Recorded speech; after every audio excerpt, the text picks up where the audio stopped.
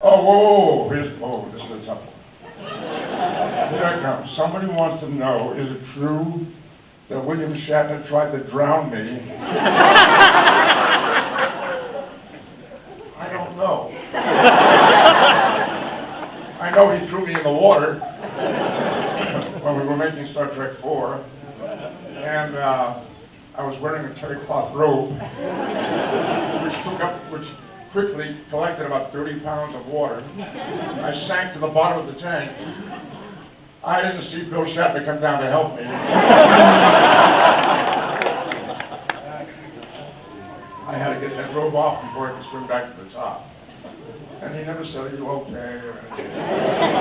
He seemed kind of disappointed. So, I don't know. Did he try to drown me? I don't know. He threw me in the water. I don't know.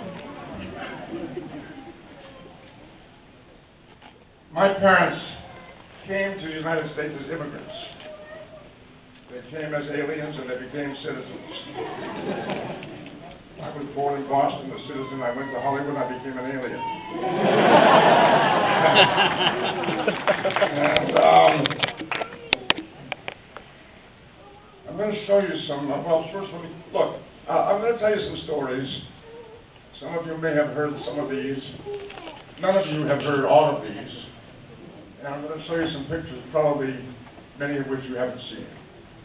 So I hope you'll find this interesting. When the show went on the air, when Star Trek went on the air in 1966, I got a little laryngitis, as you can probably tell. I'm getting over a cold. 1966, the show went on the air. Can you give me a little more volume on this thing? Is that possible? Thank you. That's better. Yeah. Oh, that's fast. Amazing. All right, I like that.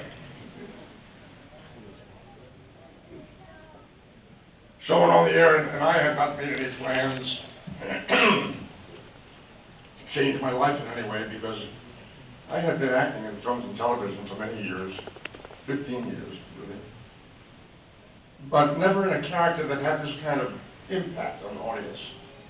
And I had no idea what that impact was going to be like, or how it would affect my life or the life of people, my family. And suddenly, I found there were people parked outside the studio gates waiting for me to drive out and following me home. And the next thing I knew, they're tearing off leaves off the shrubbery on my property. I'm not going to prove where they got that. And I went, "You sure this is from Leonard Nimoy's?" "Yes, it is." I tore it off myself. And Spock was a big hit. I had to be ushered in and out of restaurants, in and out of theaters, secret passages, secret entryways, and so forth. It was exciting, but it was a little nerve-wracking. So when I got an offer, an invitation, to go to speak at a college in Billings, Montana, I decided that I would go because it would probably be very nice and quiet there. And I like talking to students, I really do.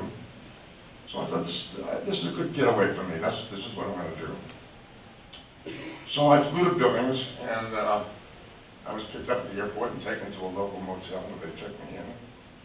And I hadn't been in the room more than 3 or 4 minutes. The phone rang. That was strange. Who could be calling me? And I picked up the phone and said hello. And a young female voice started screaming.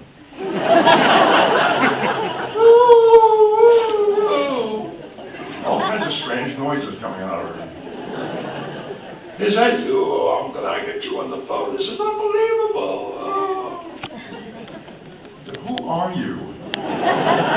She said, "My name is Mary." I said, "Where are you calling me from?" She said, "Denver." "Denver? How did you find me?" She said, "Well, I read you were speaking at Billings, and I called all the hotels and motels. There's only 3. So I said, "Thank you very much. I appreciate your interest and your support. Keep watching Star Trek. Live long and prosper. Goodbye." And I hung up. I finished unpacking. 2 or 3 minutes go by, and the phone rings again. I pick it up. I say hello. And another female voice, "Oh my God, I can't believe I got to the phone. I got him on the phone." Yeah. "Who are you?" "My name is Sally." Sally, where are you calling me from? St. Louis. Sally, how did you find me? My friend Mary called me from Denver.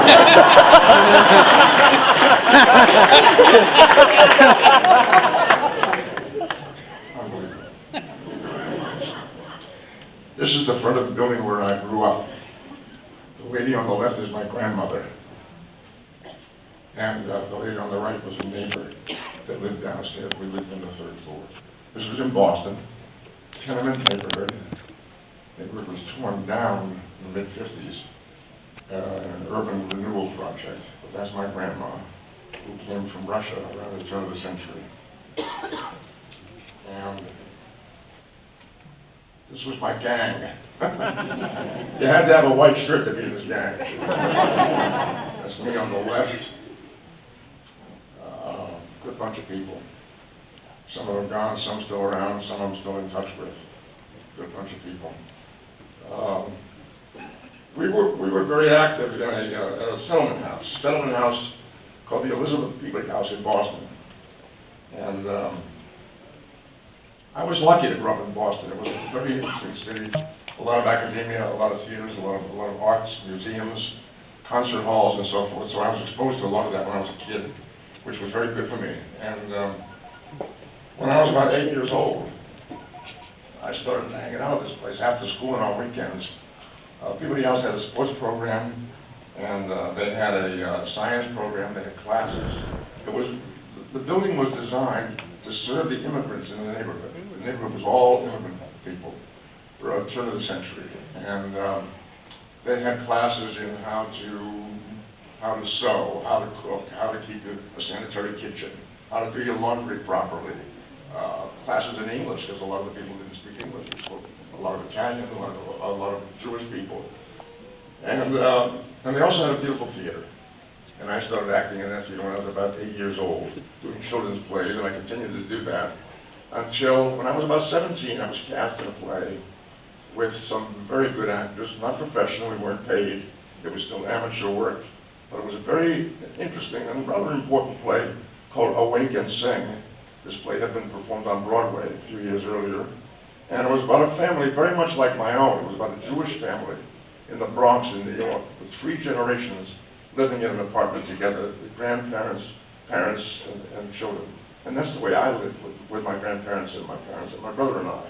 6 of us in a 2-bedroom apartment, 3 generations.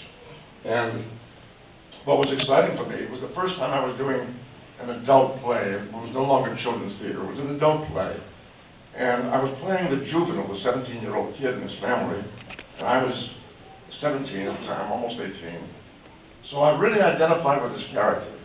This kid in his family was trying to figure out how to live his life, what his life was supposed to be about.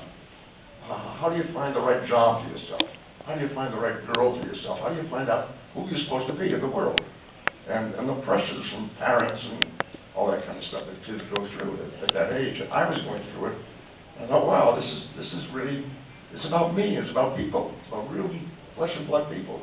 And if I could do this kind of work, and it would help to illuminate people's lives for an audience, this would be a great way to spend your life. It would be a blessing if I could do this and make a living at it. So that's when I decided to be an actor. So I went home, and I said to my folks, guess what? This is what I want to do with my life. Well, my parents were Russian immigrants. They didn't leave Russia.